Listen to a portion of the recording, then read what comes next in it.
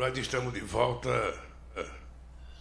com o compromisso de unificar o povo brasileiro, acabar com o ódio, não acabar com as divergências, mas acabar com o ódio, fazer política de forma civilizada e, ao mesmo tempo em que a gente vai unificar esse país em torno dos interesses do próprio país, a gente vai ter que reconstruir esse país. Quem já leu o material feito pela coordenação da transição liderada pelo companheiro Alckmin, percebeu que esse país foi semi-destruído naquilo que foram as políticas sociais, educacionais, política de saúde que nós fizemos, política de investimento tanto em rodovias e ferrovias quanto, no Minha Casa Minha Vida, tudo isso foi paralisado e nós, então, estamos com o compromisso de reconstruir esse país.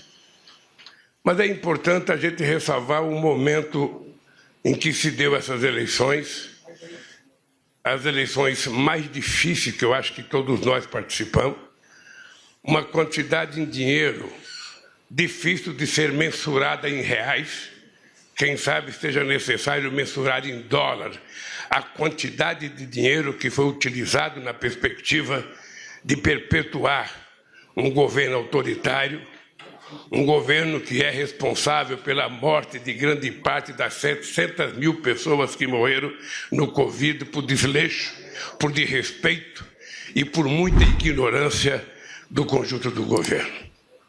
Então, vocês sabem que a nossa tarefa é uma tarefa árdua, mas é uma tarefa nobre, porque a gente vai ter que entregar esse país melhor, esse país mais saudável do ponto de vista da saúde mesmo, mais saudável do ponto de vista do ganho da massa salarial, mais saudável do ponto de vista dos pequenos e médios empreendedores desse país, dos pequenos e médios produtores rurais, mais saudável do ponto de vista da educação e mais saudável do ponto de vista da civilidade. Esse país vai voltar a viver democracia. E isso foi mostrado na nossa posse. Eu recebi um telefonema de uma pessoa importante que vocês conhecem, talvez um dos melhores escritores do país, o Fernando de Moraes. Fernando de Moraes me telefonou para dizer o seguinte: ele tinha participado da posse na Argentina em 1972. E ele dizia que aquela posse da Argentina tinha sido a posse mais bonita que ele tinha visto. E depois da nossa posse, ele falou: vocês bateram de 10-0 na posse que eu achava mais bonita da história da eleição no mundo. E eu penso que nenhum de nós jamais tinha visto um povo emocionado, um povo motivado, como nós vimos na nossa posse. Há muito tempo a gente não via tanta alegria, tanto sorriso estampado na fisionomia de homens, mulheres, crianças, velhos. Ou seja, as pessoas parecem que estavam se encontrando consigo mesmo. E nós queremos que isso aconteça todo dia. É preciso acabar com as brigas familiares. Durante esse processo dos últimos 4 anos, teve famílias que pais não conversavam mais com filhos, que sogro não conversava mais com nora, que nora não conversava mais com a sogra, que filho não conversava com o pai, irmão não conversava com o irmão, primo não conversava com o primo, tudo estabelecido pelo ódio que foi colocado em prática nesse país. E a nossa posse mostrou que é possível a gente fazer esse país voltar a sorrir. É possível fazer essas pessoas voltarem a sonhar. E a nossa obrigação é de transformar esse sonho em realidade. Esse é o compromisso de cada companheiro e de cada companheira que assumiu esse ministério. Nós não somos um governo de um pensamento único. Não somos um governo de uma filosofia única. Não somos um governo, de apenas pessoas iguais. Nós somos um governo de pessoas diferentes. E o que é importante é que a gente, pensando diferente, tem que fazer o esforço para que na construção do nosso processo de reconstrução desse país, a gente pense igual, a gente construa igual. Eu fico muito feliz quando eu vejo um homem do agronegócio como ministro da Agricultura, como o companheiro Fávaro. Ou seja, eu penso que o Fávaro é a perspectiva que nós temos de fazer com que as pessoas sérias, os homens de negócio do agronegócio, os empresários de verdade que sabem a responsabilidade da produção de alimento nesse país, que sabem a necessidade da produção sem precisar ofender ou adentrar a floresta amazônica, ou a Pantanal, ou qualquer outro bioma que tem que ser protegido. Esse empresário que produz de forma responsável será por nós muito respeitado e muito bem tratado. Agora, aqueles que quiserem temar e continuar desrespeitando a lei, invadindo o que não pode ser invadido, usando o agrotóxico que não pode ser usado, a força da lei imperará sobre eles e nós vamos exigir que a lei seja cumprida, porque nesse país tudo vale. A única coisa que não vale é o cidadão bandido achar que pode desrespeitar a boa vontade da sociedade brasileira, a nossa Constituição e a nossa legislação. Todos nós sabemos o compromisso extraordinário que nós assumimos durante a campanha com a volta do crescimento desse país, com a geração de empregos e com o crescimento da massa salarial. É possível a gente fazer a economia voltar a crescer, é possível a gente voltar a crescer com muita responsabilidade, é possível a gente voltar a crescer com distribuição de renda e de riqueza, e é possível a gente gerar um emprego em que garanta ao trabalhador um pouco de seguridade social. Nós queremos efetivamente investir muito no fortalecimento do sistema cooperativo nesse país. Queremos investir muito no micro e pequeno empreendedor. Queremos investir muito no pequeno e médio empresário. Mas nós queremos que o trabalhador tenha um mínimo de seguridade social, que ele tenha garantia de previdência, que ele tenha garantia de registro, que ele tenha garantia de que quando, por motivo qualquer, ele estiver em possibilidade de trabalhar, o Estado garanta a ele o mínimo de segurança, porque senão a gente não terá um mundo de trabalho sadio e saudável, a gente terá um mundo de barbárie. Todo mundo sabe o nosso compromisso com a educação. E na educação eu fiz questão de convidar o companheiro Camilo para ser o ministro da Educação, porque dentre todos os estados brasileiros, o Ceará é o estado que ao longo de muitos anos vem tendo a mais importante história de educação fundamental e de ensino básico. Ou seja, inclusive talvez seja o estado com mais quantidade de escolas em tempo integral. E quando eu trouxe o Camila, eu também queria trazer a Isolda, que é a secretária nacional de Educação Básica, porque sobre as costas dela pesa também a responsabilidade de ter sido uma grande educadora e, portanto, meu caro Camilo, você sabe que você tem responsabilidade. A semana que vem, eu já quero ter uma reunião com você para discutir o que a gente vai visitar, sabe, de reforma em escola, porque nós temos 4.000 obras na área da educação paralisadas. Eu não sei se é creche, não sei se é universidade, não sei se é Instituto Federal, mas o que tiver, a gente vai ter que colocar a mão na massa para que a gente possa produzir e reconstruir, melhorando a educação, gerando emprego e pagando os salários que o povo brasileiro precisa ganhar. Porque, na verdade, o que dá mais orgulho ao povo é trabalhar e, pelo seu trabalho, receber o seu salário e sustentar a sua família. Essa é a forma mais dignificante para um trabalhador e uma trabalhadora conseguir sobreviver. Nós sabemos, Nise, a responsabilidade que está nas suas costas na área da saúde. Essa é uma área que passa ano, entra ano, passa ano, entra ano. E a saúde sempre está um pouco ausente daquilo que é o sonho do povo brasileiro. Nós chegamos a avançar Nós chegamos com farmácia popular, com o Brasil Sorridente, com o SAMU. Nós chegamos com mais médicos, tendo um avanço muito importante nesse país, que simplesmente foi destruído. Em nome de combater qualquer coisa, em nome de tirar, na verdade, aquilo que estava dando certo para o povo daquelas cidades pequenas que não vê médico. Não sei se vocês sabem, mas todo mundo aqui sabe, porque todo mundo aqui já foi governador, já foi prefeito, já foi deputado. Todo mundo sabe que tem cidade nesse país que passa anos sem ver um médico. E muitas pessoas morrem sem ser atendidas pelo tal do especialista, porque ele não tem vaga.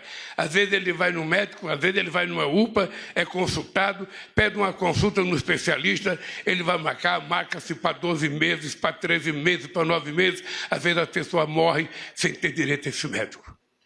Se nós não resolvermos esse problema, nós não estamos fazendo jus ao voto e à expectativa que esse povo depositou em nós. Por isso, meus queridos companheiros e companheiras, nós estamos fazendo essa reunião aqui. Eu sei que nenhum de vocês ainda montou o governo. Nenhum de vocês ainda montou o ministério. Só foi dado a vocês o direito de escolher o secretário executivo e o chefe de gabinete. É importante que até, possivelmente, depois do Rui vai falar, até o dia 24, quem sabe, já tenhamos o governo todo montado. Eu só queria que vocês levassem em conta.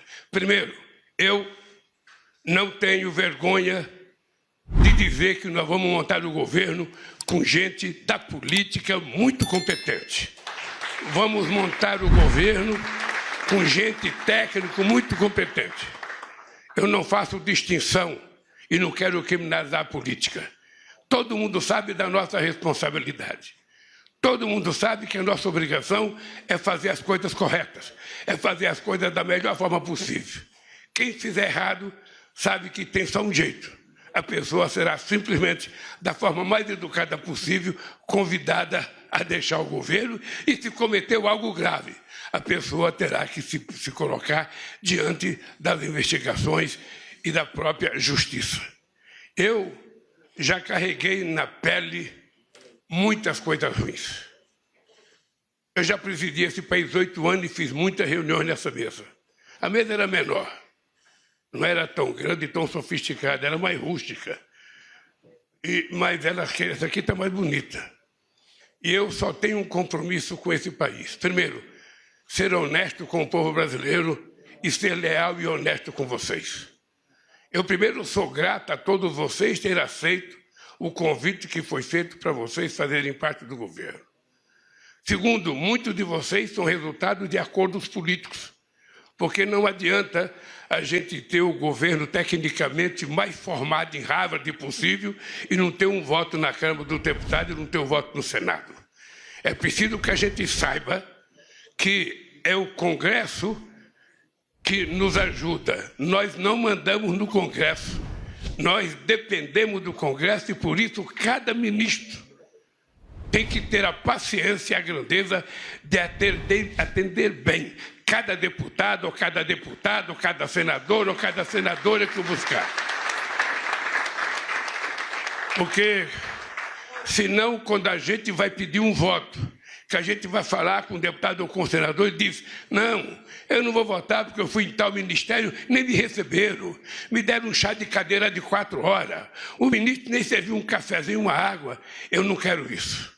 Nós temos que saber que nós é que precisamos manter uma boa relação com o Congresso Nacional e cada um de vocês, ministros, tem a obrigação de manter a mais harmônica relação com o Congresso Nacional.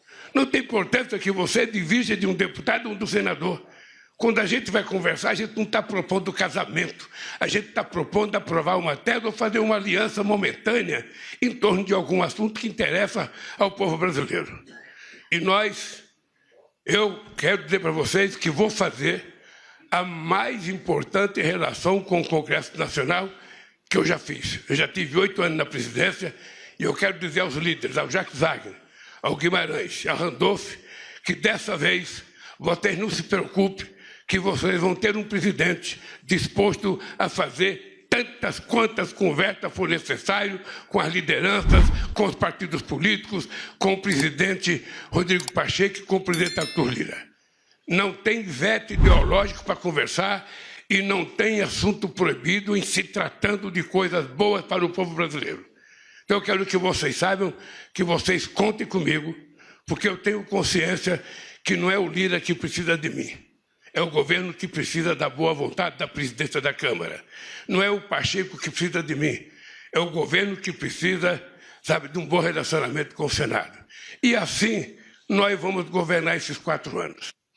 Eu tenho dito para todo mundo que esse será o mandato da minha vida. Todo mundo sabe que eu tenho uma obsessão para acabar com a fome nesse país. Eu tenho uma obsessão para garantir e melhorar a saúde para esse povo. E eu tenho uma obsessão porque eu conheço muita gente que morreu com receita no criado e na beira da cama e não tinha R$50 para comprar o remédio. E agora a questão da educação. Nós precisamos, de uma vez por todas, dar um salto de qualidade no ensino fundamental e no ensino básico. É preciso que a gente tome consciência. Se a nossa criança não for bem formada no ensino fundamental, no primeiro, no segundo, no terceiro, no quarto, na 5ª série, se ele não for bem formado, ele terá mais dificuldade de amanhã se transformar numa pessoa intelectualmente mais preparada, num profissional mais preparado. E o Brasil precisa dessa gente bem formada, porque o Brasil não pode passar mais um século exportando minério de ferro e só exportando soja ou milho. Nós temos que exportar conhecimento, exportar inteligência, importar coisa mais sofisticada com valor agregado para que esse país dê um salto, deixe de ser um país em desenvolvimento e passe definitivamente a ser um país desenvolvido, fazendo parte daqueles países que se orgulha de ter o seu povo tomando café, almoçando e jantando todo dia, de ter o seu povo com qualidade educacional, de ter o seu povo com qualidade, sabe, de moradia, de ter o seu povo com qualidade de vida, que é o que todos nós prometemos durante toda a nossa vida. Por isso, companheiros e companheiras, nessa primeira nossa reunião, Margarete, se prepare, porque nós vamos ter que fazer uma revolução cultural nesse país. Se prepare que nós vamos fazer, esse povo precisa de cultura, porque parte da violência que existe nesse país, ela não existe por falta de polícia, Flávio Dino, ela existe pela ausência do Estado no cumprimento das suas obrigações. Está faltando escola, está faltando saúde, está faltando lazer, está faltando esporte, está faltando quase tudo. Um jovem sem área de lazer, um jovem que mora num barraco de 3 ou 4 metros quadrados, que quando abre a porta não tem 1 metro quadrado para ele brincar. Que jovem nós estamos criando? Que brasileiro ou brasileira saudável a gente está criando? Então o Estado, ao invés de cumprir, ao invés de culpar o povo pobre da periferia, a gente tem que culpar a ausência do Estado e nós vamos fazer um esforço, companheiros, para estar presente aonde o povo precisa de nós. Esse é um compromisso que eu não arredarei o pé. E por isso eu digo todo dia, vocês vão ver um senhor de 77 anos, com energia de 30 só, e que não vai ter 1 minuto de cansaço, enquanto a gente não conseguir resolver o problema dessa sociedade. Nós já provamos uma vez que é possível. Nós já provamos, esse país já foi a 6ª economia do mundo. Esse país já aumentou o salário mínimo em 74%.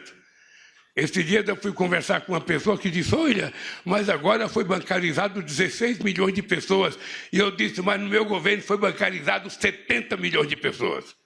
Nós colocamos uma Argentina e uma Colômbia dentro do sistema bancário, sabe, com mulheres que catam papel, com o pessoal do reciclagem, com o povo de rua abrindo conta na Caixa Econômica Federal.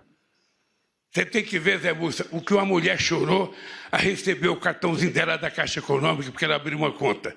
Coisa que para nós não tem nenhum valor, para o povo pobre tem um valor incomensurável. Por isso, companheiros, eu vou passar a palavra para o companheiro Geraldo Alckmin, que além de ministro, além de coordenador da transição, virou ministro do Desenvolvimento, Indústria e Comércio.